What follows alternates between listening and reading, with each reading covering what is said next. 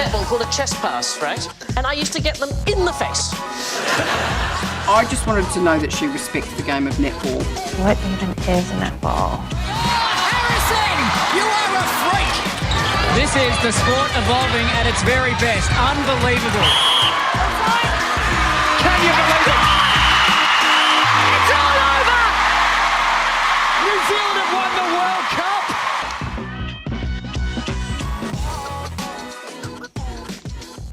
No mai ki te hōtaka o te nete poro Kiwi.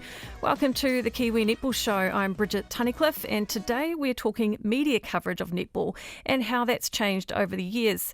To help me do that is newly minted Vice President of World Netball, Shirley, who played a part in routinely getting netball on free-to-air television in New Zealand in the 1990s, a world first at the time, and LockerRoom journalist Suzanne McFadden, who first started reporting on netball in 1986.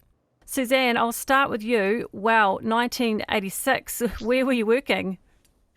It was my first job, Bridget, in journalism, and I was working at the Bay of Plenty Times in Tauranga. And I wanted to be a sports journalist, nothing else. And so I was working there as a general news reporter, but I'd let the sports editor know that I wanted to cover sport. And so he asked me if I'd like to cover netball. And I had only ever played one game of netball in my life at school, in primary school at lunchtime, when I fell over on the asphalt and never played again. I was a hockey girl. Mm-hmm. And so I was a bit daunted by the idea. But he said to me, look, you don't have to know the rules of the game to start with. You'll learn them.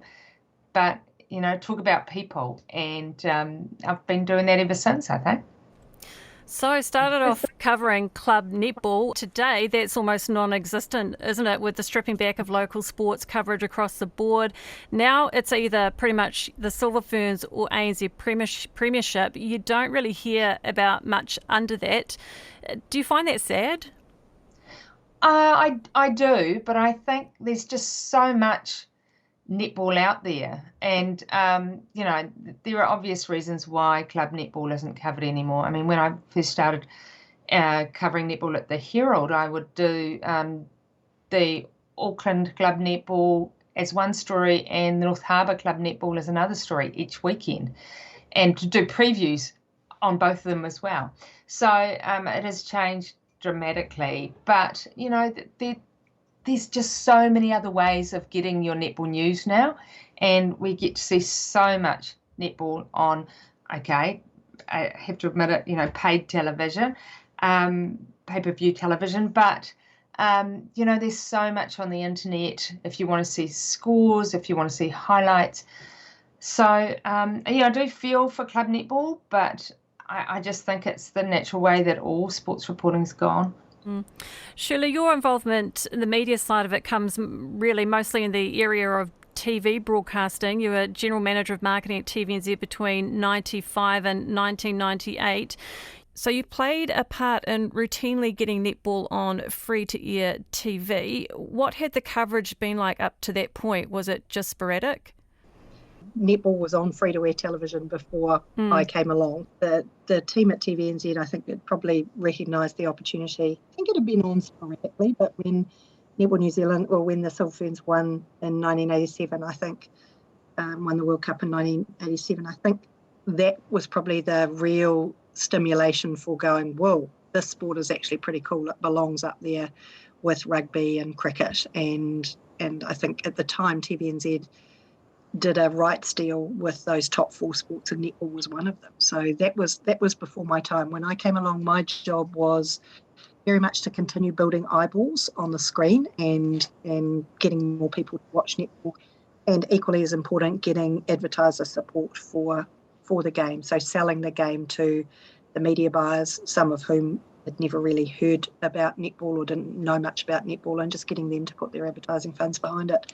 But netball was that was a free-to-air television. It was a pivotal moment for netball in New Zealand. People like Anne Taylor and Dawn Jones, that were amazing women who worked with, I think it was Lindsay Singleton, was it, Suzanne? Yeah. I think Lindsay Yeah, he worked with them. They contracted him, and he worked very closely, I think, from what I can understand, with TVNZ to really lift that profile. And by being a televised sport on TVNZ, that also meant they would cover you in, One News, which would, in those days probably, I don't know what percentage of the country would have watched One News, probably about 80%.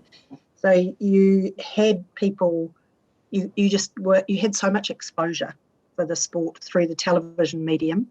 I remember radio as being really strong through those days as well. And you talk to some of the netball stalwarts, and they talk about, because we couldn't, while we were televising here, you'll like the story, Bridget, we would package up when an international team would come and play here.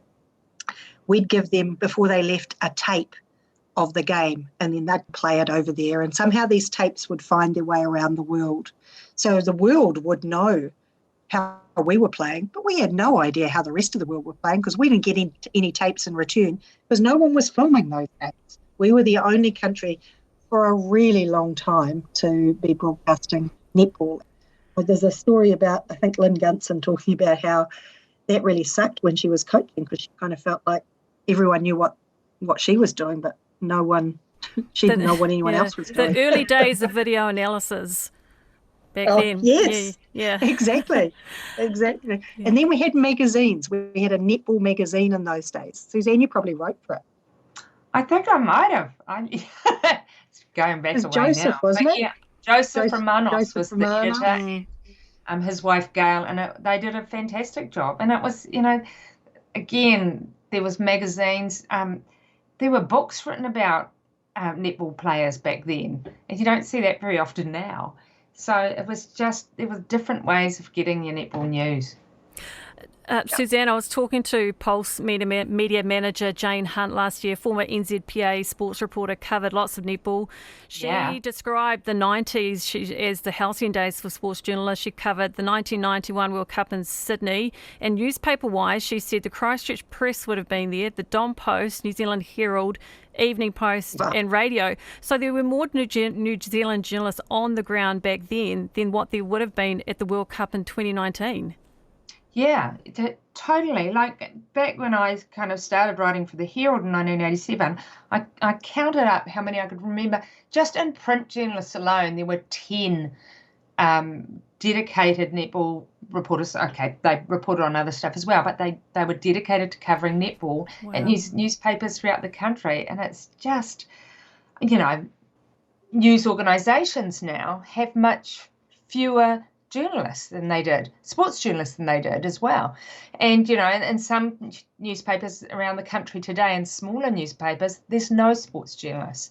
So it's really changed. And I know that I was really privileged to get to, like Jane, to be through those 1990s. That really was amazing. You'd go to a national championship, and, there'd be about 12 to 15 sports journalists there just to cover the nationals for the week. And it was great fun. It was really great. And you travel around the country when a international team was here, and quite often go to Australia if the Silver Ferns were travelling to Australia. It was a lot different. A lot different. Shirley, a lot of your previous roles were in marketing. Marketing manager Bendon at one stage became a major sponsor of netball. I had a little dig around to see if I could locate any old advertisements that involved netball, and you guys might remember this.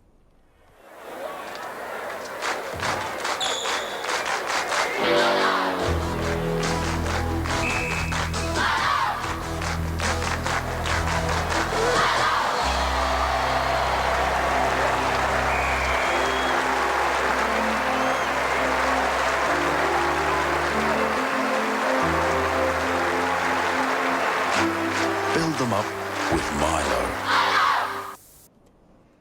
Unforgettable. Yeah.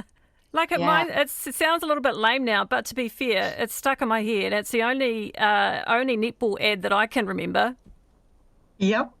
And we were blessed with sponsors in those days who really loved the game. Milo Bendon, we loved the game. We did all crazy things with it. Then, of course, Fisher and Paykel. netball actually really looked after its sponsors well. And again, that's the pioneering woman of netball that opened those doors. But yeah, it's interesting, isn't it, looking back? But then you look today, though, Bridget, and you look at, these things, the podcast concept, you look at social media that Suzanne alluded to. We have different ways of getting those messages across. In some ways, I think we get to know the players more through what they're doing socially, but also with the various stories in women's magazines, and things like that get popped out from time to time.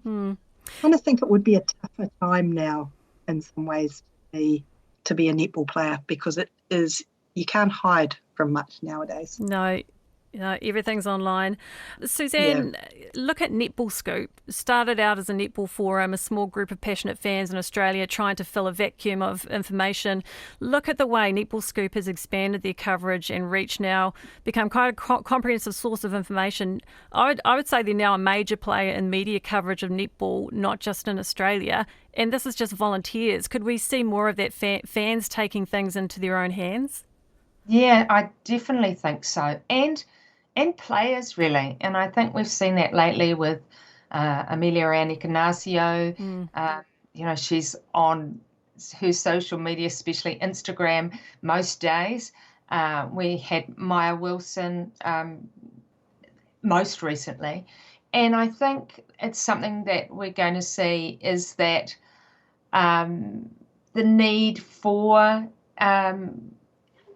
media outlets to report netball, may grow smaller, and the fans and the athletes themselves are taken into their own hands. I think netball's been really progressive, though, with the way that they've adjusted with the times, and you see, each of the franchises has special social media people who just simply do their social media, video guys. It's a different, there are so many different mediums out there. Your podcasts, they're great. And it's sometimes, just easier to listen in the car when you're driving to work to a podcast than reading something online or on a newspaper.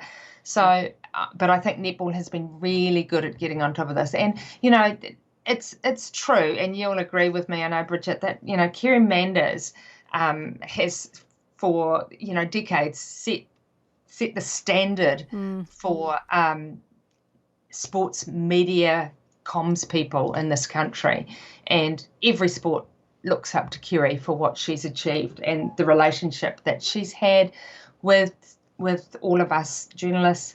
And I really do applaud the way that netball has coped with the shifting times. Shirley, as Vice President of World Netball, you would be looking at how much coverage of the game in other parts of the world overall. I imagine that New Zealand is the envy of a lot of countries. Oh, very much so. And you will hear, over the years, I've heard, whether it be Australian or English, South African test sides that have come to play the Silver Ferns are stunned by how much coverage that New Zealand has, or how much they're in the spotlight. And that is one of our biggest challenges, because broadcast deals, if you look at where netball is played in many countries, getting a broadcast deal to broadcast something on national television is unheard of.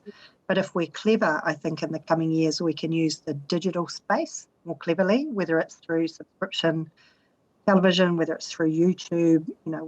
We've had some really big success with World Youth Cup at Botswana, which was televised over the equivalent of live stream or played on YouTube. I can't quite remember which one, and had, millions of views of people turning on to watch under 21 sides playing. So I think that's an area where we have real potential to build and to take advantage of that passion that people have about the sport of netball, not just necessarily for netball in their own country, but increasingly as these players from some countries travel the world. Netball New Zealand did that during COVID. They were one of the few countries that's playing sport and playing netball. So they put in countries that they hadn't sold a broadcast deal, they gave them access effectively to the ANZ Premiership game. So I think there'll be more of that in the coming years, and I look forward to seeing where we can take that and explore with that. Shirley, it's been a long time in New Zealand since netball was on free-to-air TV, so we'll never know. Potential fans, even potential players that don't have access to pay TV, can't watch the live coverage. That's got to have some kind of impact on exposing people to the game. It's the perennial challenge, I think, when you're for all sports in New Zealand and you watch, cricket with their move to Spark Sport. They're constantly weighing up the attraction of the investment that a pay broadcaster can do with the reach that a free-to-air broadcaster can do. But I'm never entirely convinced the halcyon days of the 90s will come back again, where netball would bump Coronation Street off the schedule. Did it? Were there no protests down the street? There were protests, weren't there, Suzanne? If I remember, there were protests. Really? Yep. You always get a protest. Netball versus Coro. Yeah. And I remember, I'm not sure we'll come back to that. Who knows? Yeah. I remember netball too. Netball tests sometimes getting better numbers than an All Black test. Yes, it was they did. Really popular. And, they played at 8 o'clock, I think. 8 and 8:30 sometimes were the start times for international netball. And, prime time television. And they got huge numbers. Yeah. Now, whether you'd find a free-to-air broadcaster willing to do that again, who knows? But it's a commercial decision that you have to weigh up, because investing, netball is not in fact, all sports are not cheap to run these days. It's a machine that needs to be fed, and you have to find whatever means that you can to feed it and get the investment that you need to grow it.